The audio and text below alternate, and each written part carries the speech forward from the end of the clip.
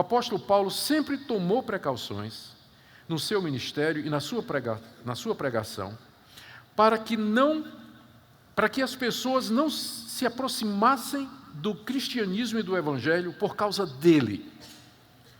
Por isso que ele diz na primeira carta que quando ele foi pregar em Corinto, ele resolveu pregar a Cristo crucificado, só, para que não houvesse o que infelizmente veio acontecer em Corinto, mesmo que Paulo tenha tomado as precauções que ele tomou. Ele inclusive não batizou ninguém em Corinto, para evitar a formação de um fã-clube, como acabou acontecendo. Eu sou de Paulo,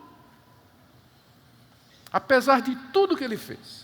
Então, Paulo sabe que não convém ao ministro do Evangelho, não convém ao homem de Deus se gloriar de determinadas coisas, ainda que verdadeiras. Ele não está mentindo. Se ele fosse contar, quando ele está contando essa revelação, ele não está mentindo, está dizendo uma coisa que aconteceu. Mas ele levou 14 anos para contar isso. Isso tinha acontecido há 14 anos atrás.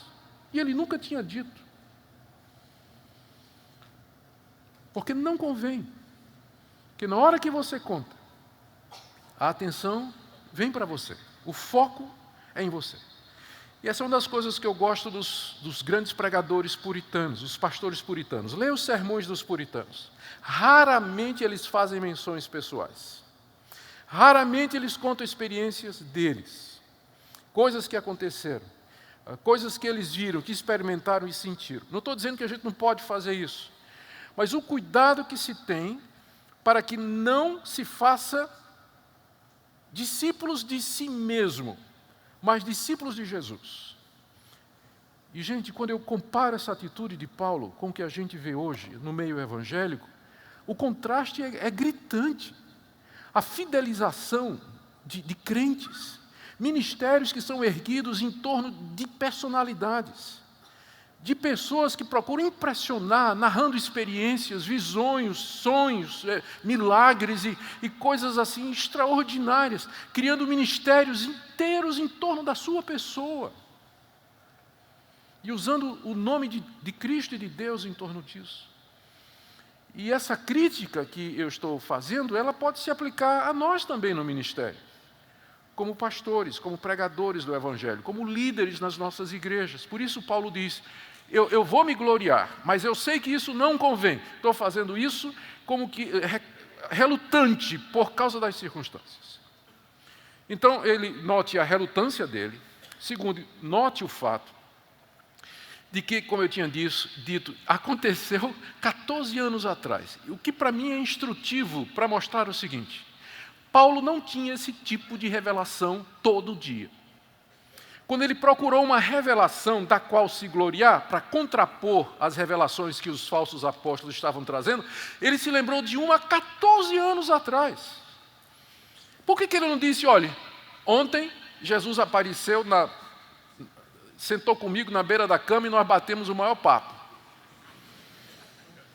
Por que ele não disse isso? Porque não acontecia. Ele teve que buscar lá no passado dele uma experiência dessa. Às vezes as pessoas têm a impressão de que os homens de Deus, como Paulo, Pedro, ou mesmo no Antigo Testamento, Moisés, Abraão, diariamente eles tinham alguma revelação ou manifestação extraordinária. Eles viviam no sobrenatural. Tem gente que até canta isso, quero viver no sobrenatural. A ideia é que todo dia Deus vai estar mostrando alguma coisa, você vai ter uma revelação, você vai ter uma visão. Mas não era o que acontecia, como é evidente aqui. Paulo teve que ir atrás, 14 anos, para lembrar uma experiência dessa, que ele pode apresentar para contrapor a argumentação daqueles falsos apóstolos. E note que quando ele fala dessa experiência, ele diz assim, eu conheço um homem. Ele está falando dele mesmo, mas ele está tão relutante de falar que ele modestamente diz, eu conheço um homem que foi arrebatado ao paraíso há 14 anos atrás. É claro que ele está falando dele mesmo.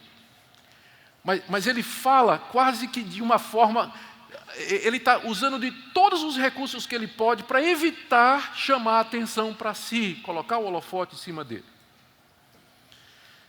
E ele não sabe nem direito o que é que aconteceu. Ele não sabe se foi até o terceiro céu, que ele está aqui falando como judeu. Na cosmologia judaica, o terceiro céu, o céu, aqui não é o espaço, né? ou era o espaço, ele tinha 3 níveis, e no último nível, que era o terceiro, é onde estava a presença de Deus. Onde Deus se assentava no trono do universo e de lá controlava todas as coisas. Era a própria presença de Deus.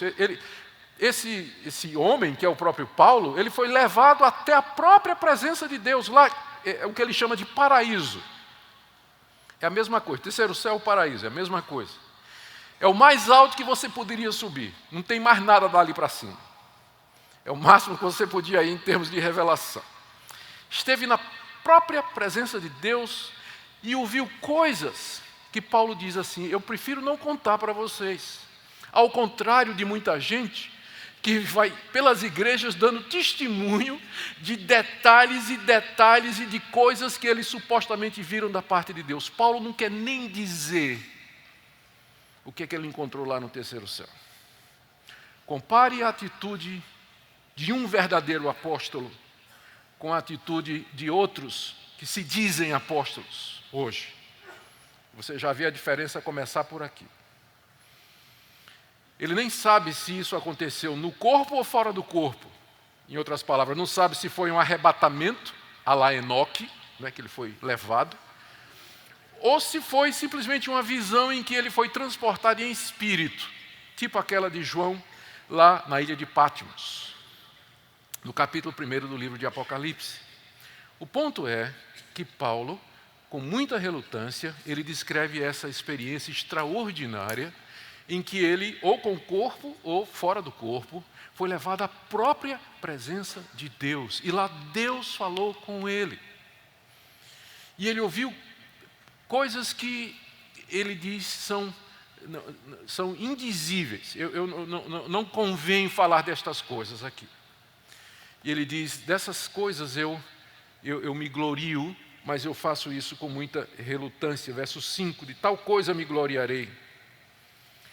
Verso 6, se eu vier a gloriar-me, não serei nécio, porque direi a verdade.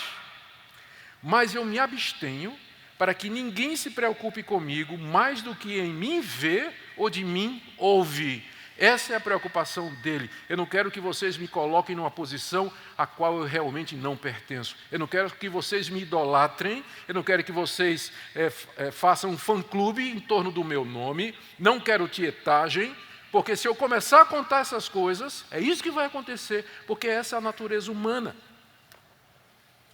Nós facilmente somos atraídos a pessoas que nós julgamos especiais e que apresentam evidências disso, tipo contando experiências sobrenaturais.